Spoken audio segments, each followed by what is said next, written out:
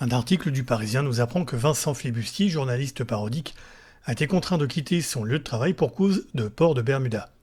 Alors qu'il dispensait une formation autour de l'esprit critique et du débat à des étudiants d'une structure privée d'enseignement supérieur, la direction lui a demandé de quitter les lieux sur le champ alors qu'il restait encore 2 heures de formation.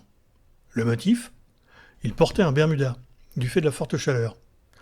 Comme il devait continuer sa formation le lendemain, et puisqu'il n'avait pas porté de pantalon, il a demandé s'il pouvait venir en jupe, et il lui aurait été répondu que ce n'était pas interdit. Le lendemain, il est venu en jupe, et la direction de l'établissement de formation lui a ordonné de quitter les lieux. Alors, encore une provocation de Vincent Flibustier, ou est-il victime de sexisme ou d'autoritarisme? Et la chaleur dans tout ça? Je vous explique. Vous avez une minute?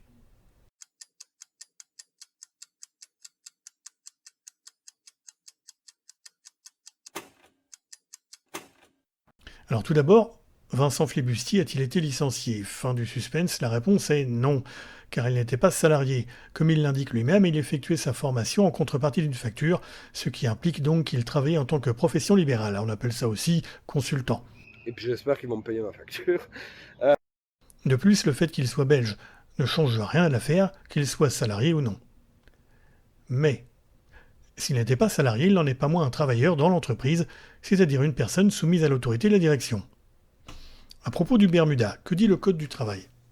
L'article L 1121-1 stipule que nul ne peut apporter aux droits des personnes et aux libertés individuelles et collectives de restrictions qui ne seraient pas justifiées par la nature de la tâche à accomplir, ni proportionnées au but recherché. Traduction: pour restreindre les droits d'un travailleur, par exemple le droit de se vêtir à sa guise, il faut justifier cette restriction, il faut un motif. Dans l'affaire qui nous concerne, quel est le motif?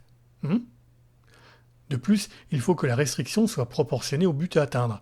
Comme on ne sait pas quel est le but recherché, on est bien en peine de savoir si la proportion est bien respectée. Est-ce un problème de pudeur, de sécurité, de santé? À propos de santé, l'article L 4121-1 du Code du travail indique que l'employeur prend les mesures nécessaires pour assurer la sécurité et protéger la santé physique et mentale des travailleurs.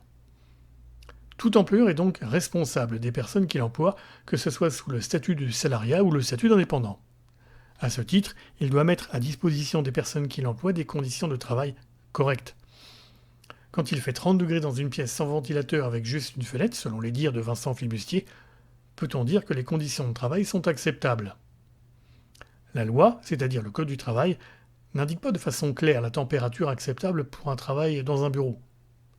4 articles du Code du travail fournissent toutefois quelques indications. Tout d'abord, dans la partie du Code dédiée à la santé et à la sécurité au travail, à la rubrique portant sur la prévention des effets de l'exposition à certains facteurs de risque professionnel, l'article D 4163-2 définit les températures extrêmes comme étant celles au moins égales à 30 degrés Celsius pour une durée minimale de 900 heures par an. Bon, là, on en est loin. Ensuite, dans la partie du code dédiée à la conception des lieux de travail, à la rubrique aération et assainissement, l'article R 4212-2 stipule que les installations de ventilation sont conçues de manière à assurer le renouvellement de l'air en tout point des locaux et ne pas provoquer, dans les zones de travail, de gêne résultant notamment de la vitesse, de la température et de l'humidité de l'air. Ensuite, toujours dans la partie du code dédiée à la conception des lieux de travail, à la rubrique ambiance thermique des locaux de travail, l'article R 4213-7 indique: les équipements et caractéristiques des locaux de travail sont conçus de manière à permettre l'adaptation de la température à l'organisme humain pendant le temps de travail, compte tenu des méthodes de travail et des contraintes physiques supportées par les travailleurs. Enfin, dans la rubrique consacrée aux obligations de l'employeur pour l'utilisation des lieux de travail, l'article R 4212-1 précise: dans les locaux fermés où les travailleurs sont appelés à séjourner, l'air est renouvelé de façon à éviter les élévations exagérées de température, les odeurs désagréables et les condensations.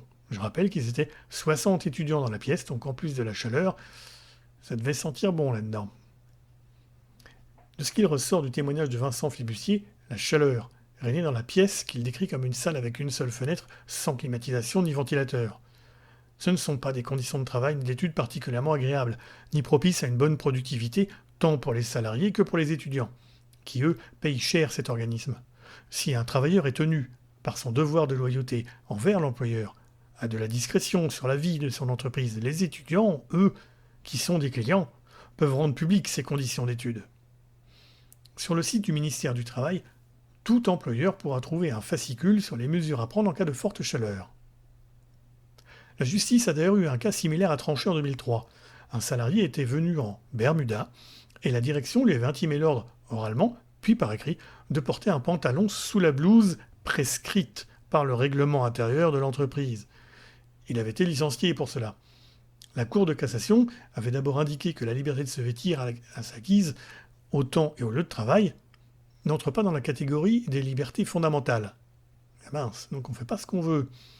Mais il se trouve que ce salarié travaillait dans une usine et que le règlement intérieur avait pour objectif de protéger les salariés de diverses projections. Il y avait donc un justificatif au port d'un pantalon et d'une blouse de protection. En l'absence de toute justification valable, la direction de l'établissement ne saurait interdire le port d'un Bermuda, d'autant que la chaleur le justifie pleinement. Quant à la jupe, peut-on imposer à un individu le port ou le non-port d'un vêtement ou d'un accessoire vestimentaire en fonction du sexe de la personne ? La Cour de cassation, encore une fois, a aussi répondu sur ce point avec cette fois en jeu non pas une jupe, mais des boucles d'oreilles. Je cite. Ayant rappelé qu'en vertu de l'article L 1132-1 du Code du travail, aucun salarié ne peut être licencié en raison de son sexe, de son appartenance physique, la Cour d'appel a relevé que le licenciement du salarié, employé comme chef de rang dans un restaurant, avait été prononcé au motif énoncé dans la lettre de licenciement que, je cite, « Votre statut au service de la clientèle ne nous permettait pas de tolérer le port de boucles d'oreilles sur l'homme que vous êtes. » Ce dont il résulta qu'il avait pour cause l'apparence physique du salarié rapportée à son sexe. Ayant constaté que l'employeur ne justifiait pas sa décision de lui imposer d'enlever les boucles d'oreilles par des éléments objectifs étrangers à toute discrimination, elle a pu en déduire que le licenciement reposait sur un motif discriminatoire. Le défenseur des droits, qui n'est pas un juge, a pour mission de défendre les droits des citoyens. Ses écrits, ses décisions, par contre, sont pris en compte par les tribunaux. Le défenseur des droits a publié en 2019 une décision sur l'apparence physique dans le cadre de l'emploi et de la lutte contre les discriminations. Cette décision indique que le contact avec les usagers, ou l'exercice d'une fonction d'autorité, ou la relation avec la clientèle, ne permettent pas, à elles seules, de justifier toutes les restrictions, notamment vestimentaires. Il recommande aux employeurs de veiller à définir, dans un document écrit, comme le règlement intérieur, toutes les contraintes et restrictions éventuelles en matière d'apparence physique et de présentation, justifiées par la nature de l'emploi occupé et de la tâche à accomplir en respectant le principe de proportionnalité. Certains codes vestimentaires de certaines entreprises ou secteurs d'activité ont pour objectif de faire correspondre l'apparence du travailleur à une version stéréotypée, supposément attendue de la clientèle. Par exemple, un employé de banque en costume cravate, des hôtesses d'accueil en tailleur jupe sombre, l'apparence très soignée dans la parfumerie, la cosmétique, etc. Les codes vestimentaires de l'entreprise, express ou implicites, doivent d'abord être justifiés par la nature des postes concernés, légitimes et proportionnés au but recherché. Ainsi, seules des raisons liées à l'hygiène et la sécurité ou le contact avec la clientèle devraient pouvoir justifier des contraintes imposées aux salariés en matière de tenue vestimentaire. En conclusion, ici, l'employeur n'a pas prouvé quoi que ce soit. Il n'a pas prouvé en quoi le port d'un pantalon pour un homme était plus justifié qu'une jupe ou un bermuda.